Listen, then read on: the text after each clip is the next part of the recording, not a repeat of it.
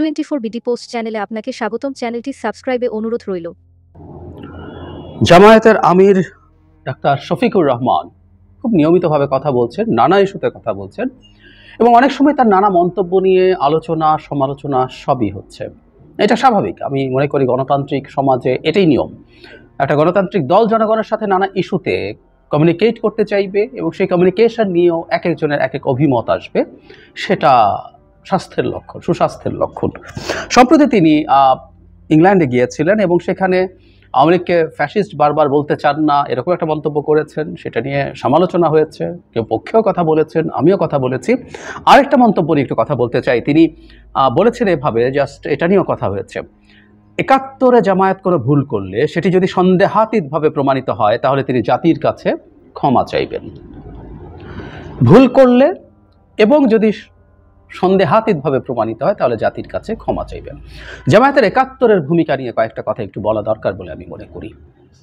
প্রথম কথাটা হচ্ছে, জামায়াত কি অত্যাচার নির্যাতন অপরাধের সাথে জড়িত ছিল, যেগুলোকে আমরা যুদ্ধাপরাধ বা মানবতা বিরোধী অপরাধ বলে, সেই একটা প্রশ্ন আছে। সেই প্রশ্নটা আমি সরিয়ে রাখলাম, কারণ একটা কথা মনে রাখতে হবে, এই ধরনের ক্রিমিনাল অফেন্স এবং অপরাধের মধ্যে সবচেয়ে ভয়ঙ্কর অপরাধ আমি মনে করি যুদ্ধাপরাধ এবং মানবতা বিরোধী অপরাধগুলো। এগুলো জাস্ট কোনো একটা খুন, কোনো একটা লুটপাট বা কোনো একটা রেপ না, এটা তার চাইতে অনেক অনেক বড় ব্যাপার। সুতরাং এরকম কিছুদের সাথে যদি জামায়াত জড়িত থাকে, এর মধ্যে ক্ষমা চাওয়াটা আর কোনো প্রশ্ন নাই। এগুলো বহু বছর পরও এগুলোর সাথে জড়িতদের এবং সংগঠন হিসেবে জামাতকে বিচার করা সম্ভব বলে আমি মনে করি। ওই তর্কে আমি ঢুকছি না, যদিও আমরা অনেকেই এইটা জানি যে দেয়ার আ ওয়াইড স্প্রেড পারসেপশন যে এগুলোর সাথেও তারা জড়িত ছিলেন। আবারও বলছি, আমি এই বিতর্ক এইখানে ঢুকছি না, এটা এই তর্কের জায়গা না। আমার অন্য একটা বিষয় আলোচনার বিষয় আছে, সেটা ৭১ জামায়াত পাকিস্তান এক থাকুক এটা চেয়েছে, এটা তারা পলিটিক্যালি চেয়েছে এবং এই চাওয়ার মধ্যে আসলে দোষেরও কিছু নাই, কথা সত্য। কিন্তু জামায়াতকে তারপরও খুব গ্রোস ভুল করেনি। আমরা এভাবে যদি যাই যে যখন ৬৬ আসছে, ৭০-এর নির্বাচন হলো, এবং আমরা মনে রাখবো ৭০-এর নির্বাচনে যখন আওয়ামী লীগ এরকম অকল্পনীয়, মানে ল্যান্ডস্লাইড বললেও কম বলা হয়, ভিক্টরি তার আসে, সে সময়ও আওয়ামী লীগ নৌকা মার্কা পূর্ব পাকিস্তানে ভোটের 74% পেয়েছিল। 26% মানুষ তখনও আওয়ামী লীগকে ভোট দেয়নি, নৌকাকে ভোট দেয়নি, এবং সেটা স্বাধীনতার জন্যও ছিল না, হুইচ ইজ রাইট। ওই ভোটটা ছিল আসলে একটা পাকিস্তানের ইতিহাসে প্রথমবারের মতো পাকিস্তানের যে সংসদ, একই সাথে একটা গণপরিষদ হবে, সেটা নির্বাচন। শেখ মুজিবুর রহমানের ভোট চাওয়ার মূল জায়গা ছিল, উনি 6 দফা দিয়েছেন, 6 দফার ভিত্তিতে তিনি পূর্ব পাকিস্তানকে একটা ফেডারেল স্টেট, এবং এখানে একটা খুব চমৎকার কতগুলো রাইট উনি বলছেন যে বৈষম্য হচ্ছে। আমাদের বিখ্যাত পোস্টারটার কথা নিশ্চয়ই আমরা শুনেছি, আমাদের পরবর্তীতে আমরা এটার ছবিও পাওয়া যায়, সেটা হচ্ছে সোনার বাংলা শ্মশান কেন। এই সোনার বাংলাকে আবার সোনার বাংলা করে তোলার জন্য তিনি 6 দফার ভিত্তিতে, যদি এটাকে অনেকগুলো রাইট সহ সেই ভিত্তিতে তিনি এটাকে এই বৈষম্য দূর করবেন, স্বাধীনতা চাইবেন, স্বাধীনতা চাওয়ার ম্যান্ডেট সেটা ছিল না। তখনও কিন্তু 26% মানুষ ভোট দেয়নি। সো বাংলাদেশে একটা গুরুত্বপূর্ণ অংশের মানুষ ছিলেন এই তৎকালীন পূর্ব পাকিস্তানেও যারা শেখ মুজিবুর রহমানের সমর্থক ছিলেন। 1/4 অফ দ্য পিপল, অ্যাটলিস্ট 70 নির্বাচন যদি আমরা খেয়াল করি। আর এরপর যদি এটা হতো, আমি জানি না ৭০-এ যদি বলা হতো যে আমরা পাকিস্তান থেকে আলাদা হয়ে যেতে চাই, সেটারও পার্সেন্টেজ কত হতো আর রিয়ালি ডোন্ট নো, কিন্তু একটা সিগনিফিক্যান্ট নাম্বার অফ পিপল ওর মধ্যে ছিল এবং জামায়াত সেই হিসেবে থাকতেও পারে, সমস্যা নেই। কারণ আমরা জানি যে চীনপন্থী কমিউনিস্টরাও আলাদা হতে চাননি, কারণ আমরা জানি চীনপন্থী কমিউনিস্টরা যেটা হয়েছে, তারাও যেহেতু পাকিস্তানের পক্ষে আছে, কমিউনিস্ট দলগুলোর কিবলা এক একজন এটা এক এক দিকে ছিল বলে তারা ওখান থেকে যে আদেশ আসতো সেটাই বলতো। পাকিস্তানের পক্ষে যেহেতু, পাকিস্তানের অখণ্ডতার পক্ষে যেহেতু চীন ছিল, তারাও এই স্বাধীনতার বিরোধিতা যুদ্ধের সময়ও করেছে। জামায়াত মনে করেছে, আমি অনেক জায়গায় দেখেছি তাদের নেতৃবৃন্দ বলেছেন যে বাংলাদেশ যদি এইভাবে স্বাধীন হয়, তারা বলেন যে স্বাধীনতা ঠিক বিরোধী তারা ছিলেন না, কিন্তু এভাবে যদি স্বাধীন হয় তাহলে তারা ভারতের একটা প্রভাবাধীন বা একবারে করদ রাজ্যে পরিণত হবে, যেটা বাংলাদেশের জন্য আরও ক্ষতিকর হবে বলে তাদের পারসেপশন ছিল। কিন্তু আমার কথাটা অন্য জায়গায়। যখন 25শে মার্চের ক্র্যাকডাউন ঘটল, বহু মানুষকে হত্যা করা হলো, তারপর যখন আমরা স্বাধীনতা ঘোষণা করে দিলাম, এবং এরপর পাকিস্তান মিলিটারির অকল্পনীয় রকম অ্যাট্রসিটি শুরু হলো আমাদের দেশের মানুষের ওপরে। হ্যাঁ, এটা নিয়ে কত মানুষ নিহত হয়েছে, এই সংখ্যাটা নিয়ে ডিবেট আছে, এটা নিয়ে ডিবেট তোলা যেত না এতদিন, এই ডিবেট হোক এবং এই ডিবেট নিয়ে কেউ গুরুত্বপূর্ণ একাডেমিক কাজ করুক, আমরা সেটাও চাই। কিন্তু এটা তো হয়েছে, বর্বরতা হয়েছে, রেপ হয়েছে, হত্যা হয়েছে, জেনোসাইড হয়েছে।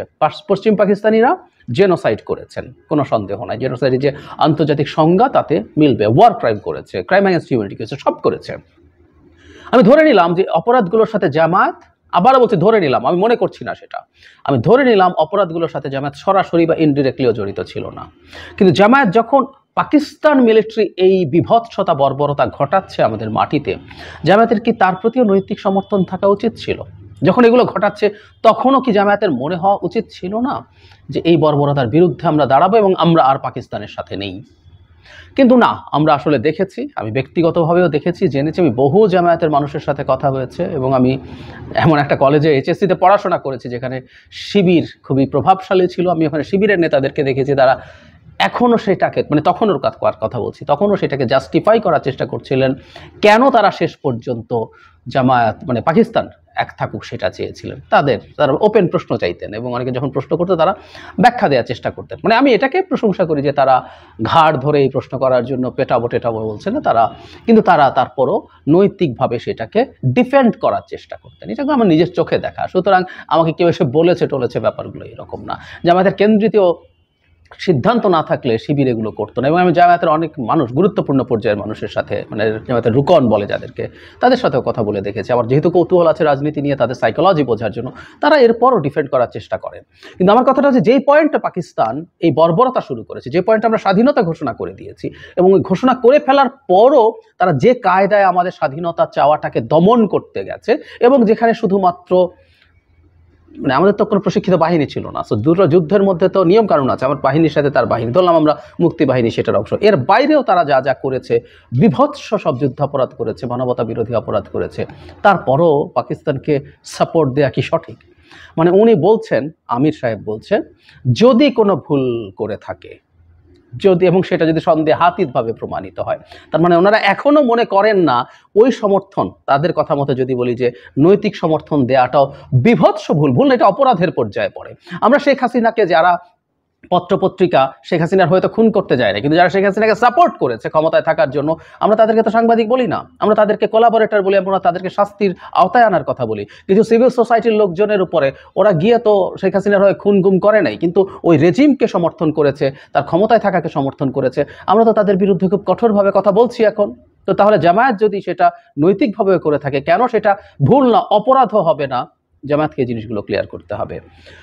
সারপ্রাইজিং হচ্ছে, আমি ব্যক্তিগতভাবে মনে করি এটা জামায়াতের নিজস্ব রাজনীতি আছে, তারা তাদের মতো রাজনীতি করবেন, কিন্তু জামায়াত খুব ভুল রাজনীতি করছেন।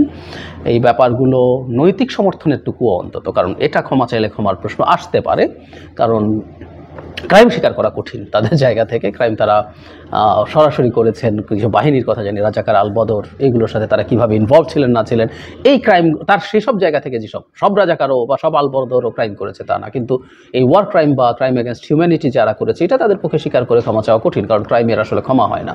কিন্তু এই জিনিসটাও এখনও তারা রেকগনাইজ করছে না। That is really very surprising, very surprising. চ্যানেলটি সাবস্ক্রাইবে অনুরোধ রইল।